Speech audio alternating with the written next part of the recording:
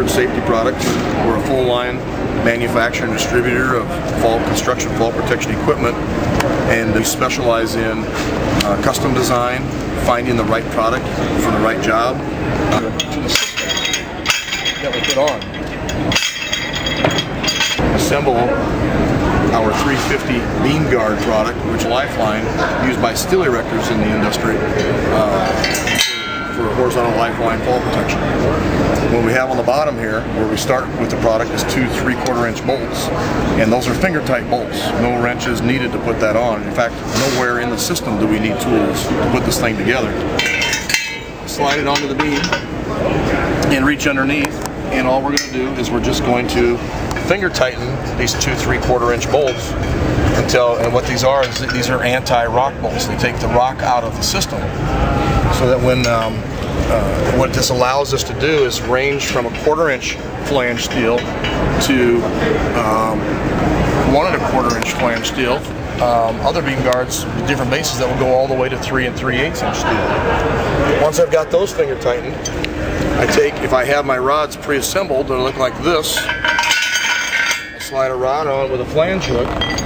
If I need to assemble, all I do is simply twist the flange hook onto the rod. If I see threads showing through, I know I can slide those on into place. I have 2 wing nuts. This is a high tensile strength custom rod, 75,000 pound rod. It's on the wing nut. One wing is much bigger than the other wing, and that was designed specialty so that if in vibration with banging and vibrating on the steel during construction, if the wing nuts came loose, the heavy wing would fall to the bottom, and then that's all the farther that it would not continue to back itself out. So it's an actual added feature to the system that we put on. I tighten those up both by hand like that. The pole's ready to go. We have a side safety cable because our pole is conical in shape, and it's also a mandrel rolled and not like a Schedule 40 pipe.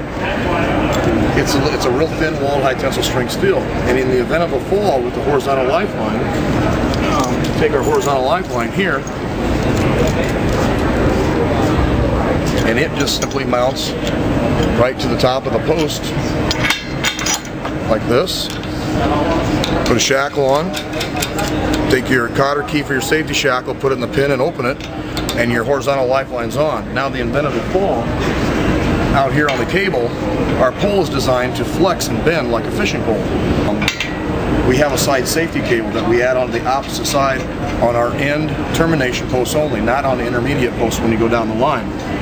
This post rolls on here, it goes over the top of that wing nut, and in order to secure it on here, we just squeeze it and slide the unswedged swedge down, and it creates a smaller eye, and the Beamguard's installed. It's pretty much that simple. To the system that we put on.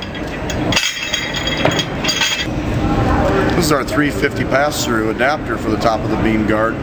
If you want to run a series of Beamguards and you have 2 end termination posts, but you want to have intermediate posts, a simple adapter is to line up, put the 350 pass-through on, line up the holes, and once we get the 2 3/4 inch bolts mounted and the 350 pass-through tightened down on top of the Beamguard, you just simply install your horizontal lifeline cable from end post to end post, and when you come along with your hook on your lanyard, you can simply manipulate it through the pass-through and move back and forth without having to disconnect.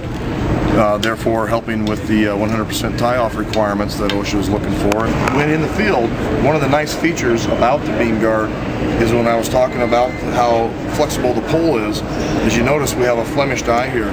We don't have turnbuckles and inline shock absorbers because our shock absorbency is in the system and in the design of how the system is put together. If we can put retractable lanyards on our system, and yes you can. You can put rope grabs, you can put a retractable lanyard, you can put just a regular lanyard, and you can span up to 60 feet between 2 posts and put 2 workers on that system. To the system that we put on. One of the most often asked questions that I have is, are we allowed, or can the contractor use a retractable lanyard on the cable with our Beamguard system? And the answer is yes, you can. And this is a picture of our 550 series, or 50-foot retractable lanyard, and it looks like this. It's an aluminum housing. It's a 50-foot stainless steel cable. An easy way to mount the retractable, the 550 series retractable, is just a simple 370 carabiner, wide mouth carabiner. Put it on, it's a twist lock. It's got a 5,000-pound rated gate on this carabiner. You can slide it onto the 50-footer, and another popular way is to use our 500 series 11-foot web retractable. Again, the carabiner slides right on. This retractable can be worn on your back D-ring, or you can put it right onto the cable and put the hook right onto your back D-ring. This unit is this is another accessory for preferred safety. It's our 707 DRL. It's a deployable rescue ladder, and it's an accessory that we use or offer to contractors to help with suspension trauma, or the self-rescue device. After a fall, or what we do is we actually have the contractors put this by their first aid kit, and in the event of a fall, they know where to locate it, can run and get it. They can hook it off to an anchor point or to a horizontal lifeline. Something that's a Velcro closure bottom. Open up the bottom, and inside is a 20-foot deployable H3A ladder with stiffeners in the bottom of the step. So you have somebody hanging in their harness and their lanyard, you can hook this up 20 feet long. You can get them in an elevator shaft. You can get them on a shear wall. We can make it in various lengths, different options for that. But with the stiffener in the web, it allows the web to open up enough so that a person can actually get their foot into it, stand up into it, gives them something to hang on to. It feels good to have something to grab onto after a fall for that sense of security.